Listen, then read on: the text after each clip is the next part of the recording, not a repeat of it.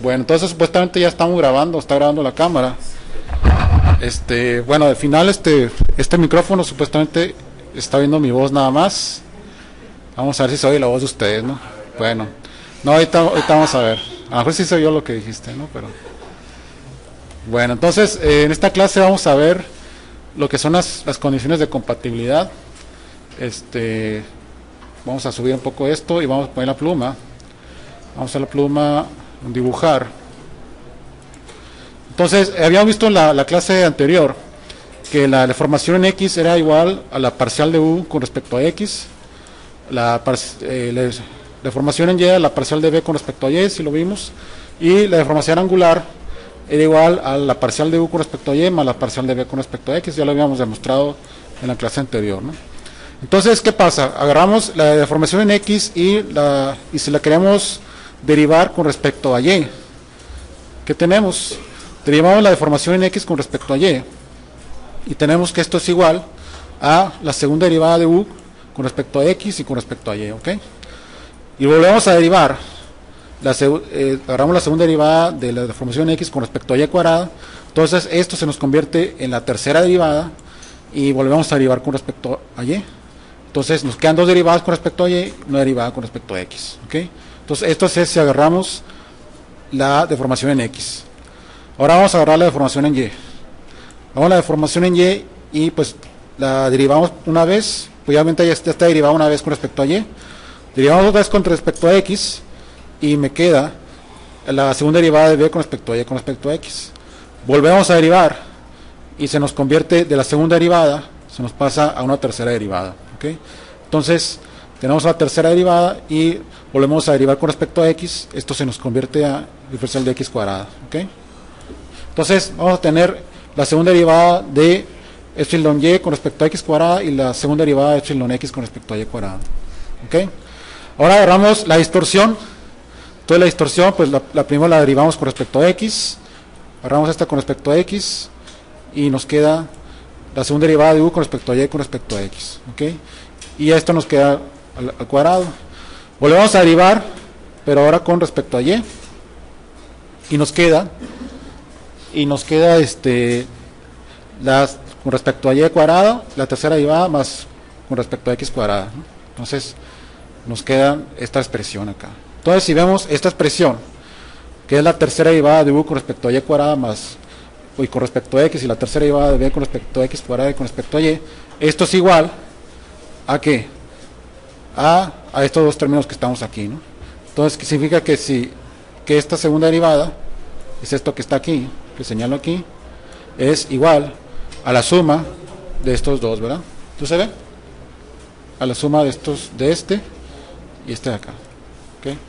Bueno, entonces ya está comprobada esta condición de compatibilidad.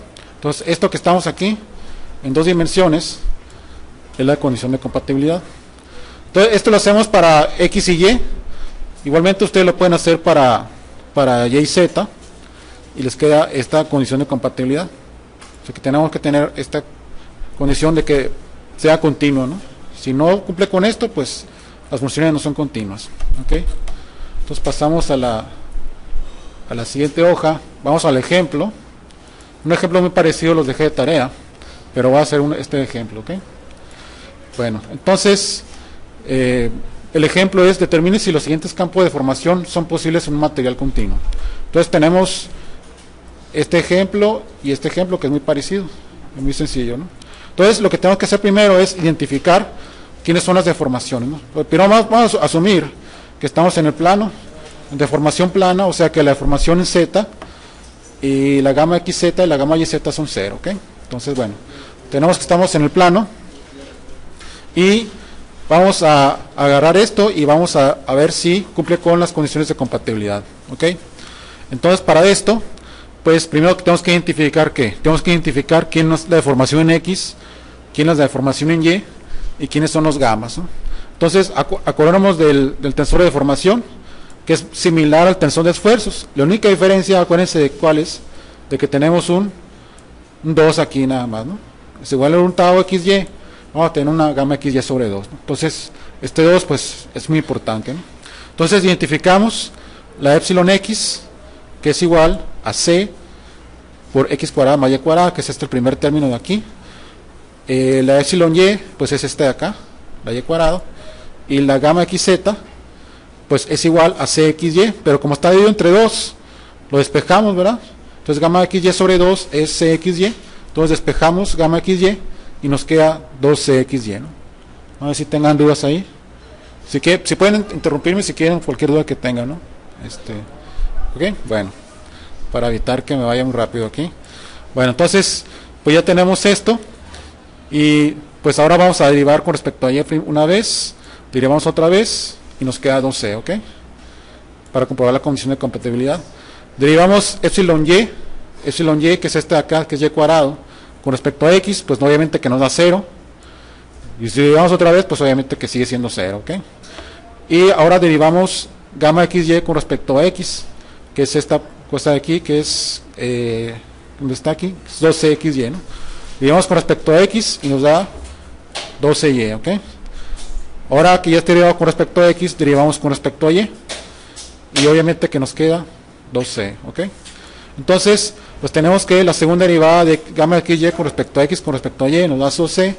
Y la segunda derivada de epsilon x con respecto a y cuadrado, más la segunda derivada de epsilon y con respecto a x cuadrado, pues la suma de los dos, pues es igual a 2c más 0, ¿no? Entonces 2c más 0, pues es igual a 2c, ¿ok? Entonces 2c es igual a 2c. Entonces, sí es posible este campo de deformación, ¿ok? Bueno, ¿se dudas hasta ahí? El segundo es muy similar a este, nada más que tiene z aquí, ¿no? Entonces, pues igual, tenemos que identificar quién es epsilon x, quién es epsilon y y quién es gamma xy. Entonces, obviamente que epsilon y, pues es esta parte de acá, epsilon x es esta parte de acá, y gamma xy de nuevo es esto entre 2, despejamos y nos queda este 2 de aquí, ¿ok? Entonces, derivamos epsilon x con respecto a y, y nos queda el 2 con respecto a y, pues sería 2c z por 2y. Volvemos a derivar con respecto a y y nos queda 12z, ¿ok? Derivamos epsilon y con respecto a x, nos queda 0, porque no tenemos nada de x aquí. Vamos a derivar y nos queda 0, ¿ok? Ahora derivamos gamma xy con respecto a x. Gamma xy con respecto a x sería 12 yz.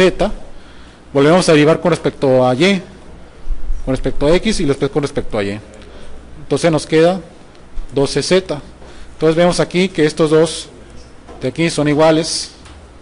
Entonces la segunda derivada de gamma xy con respecto a x con respecto a y más esta suma, pues es esto de acá, ¿no? Entonces, pues sí es posible este campo de deformación. ¿Por qué? Porque se cumple la igualdad, ¿ok? Bueno, entonces prácticamente estos serían los dos ejemplos que quería ver. Bueno, vamos a detener la grabación aquí, ¿no?